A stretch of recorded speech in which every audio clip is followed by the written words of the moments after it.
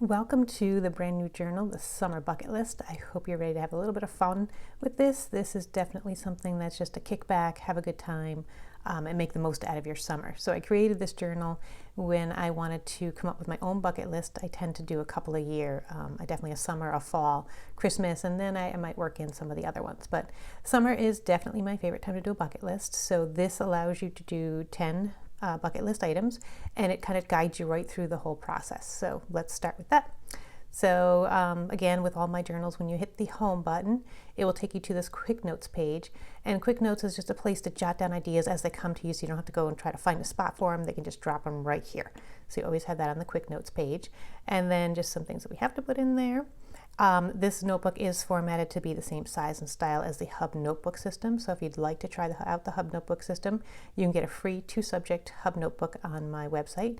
This link will take you there, and this tutorial will show you what a Hub Notebook system is all about. So then there's this tutorial that I'm recording right now, and then just the start. So this is some text just to help you after you've kind of watched the tutorial, you may also want to see some of the reasoning behind the bucket list challenge. So this is just a fun note describing the bucket list challenge and how to do a bucket list and some of the ideas that you can come up with. Then we get into the Ideas tab. So on the Ideas tab, it's linked to these pages. And each one of these is a different page that we'll go through right now. But these are where you're going to brainstorm ideas. So these are just ideas, doesn't mean you're going to do them, but you are going to pull your 10 ultimate ideas from this list. So as you click on each of these, it'll take you to these pages. So again, just a little bit of instruction on what to put on your brainstorm list is all right here. And then experiences, and I explain what each of these are. So experiences, something you might want to learn this summer, something you might want to get done, to-dos, things that you've kind of backlogged, might be on your bucket list. Memories, some memories that you want to create, some great family memories, camping trips, things like that. And then things maybe just for you. So this bucket list has a lot of different things that you can come up with. These again are just ideas. So my goal for you here is to just kind of come up with different ways of brainstorming by looking at each of these areas. So things you can experience, things you can learn, things on your to-do list, things you want to create memories of, and things that are just for you. So those will take you through how to come up with your ideas. And then after you come up with your ideas, you're going to come to the list. And the list will take you through, you're going to pick your best 10 ideas, up to 10. You don't have to fill all 10, don't feel like you have to, but you can take up to 10, and you may even want to say, okay, I'm going to do these over the summer, but I'm going to tackle these over the fall. So it's really, just because it's called a summer bucket list doesn't mean it's only for the summer. And so you're going to put your best items here, things that you really want to tackle this summer. And some might be very simple, like clean out the garage and takes you a weekend. Some might be to read an entire book series that you've been wanting to read, and it's going to take you all summer. So they're going to take different time frames, and that's what the next pages are all about. So just quickly, you have a, let me just jump real quick. Hold on a second. You have a notes page where you can jot down notes. You have a stickers page in case you have some favorite stickers that you want to use. So those both are in there for you as well. But then when we get to these, this will take you through. So you have 10 of these, and you can tell which one you're on by looking at the numbers.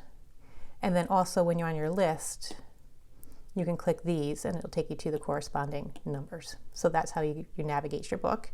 And then as you're in your book, so each one has a couple of pages. So first you're going to talk about, why is this item important to you, and what do you want the outcome to be? It's always important to focus on the end result. What, if you're going to read a book series, what's your goal for the end of this book series? Why do you want to do it in the first place? Then any preparation steps. So reading the book series might be to find where all the books are or buy them used. So it's supplies and maybe some research. If you want to plan a trip, it might be I need some camping supplies, and here's the research. I need to look at some different KOA, campsites around the state or whatever you want to do. So these are just ideas to jot down.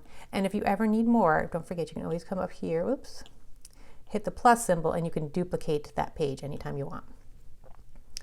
Then the timeline. So, when are you going to start this? So again, if it's a weekend thing, which weekend are you going to pick? And then maybe some of the things that you want to do within your bucket list. So if it's a simple clean out the garage, you might have one thing, one item, one task. But if it's to read the books, a book series, you might have, I want to read the first book in a week. So I want, one book a week, or however you want to do it. So it's up to you to kind of give yourself a shell to work on. Remember, you have multiple items, so you might be wanting to think, okay, I'm only going to give myself a week to do this first task because I want to get into a different bucket list item. Then your budget, if it's going to cost you anything, maybe if you're cleaning out the garage, maybe you need to buy some tubs, some clear bins to store some stuff. Maybe you need to buy some tarps. Maybe you need to get a dumpster. I don't know. So that's your budget. And then your tasks. So if you have multiple tasks to get your project done, you're going to be able to list them right here on your task list.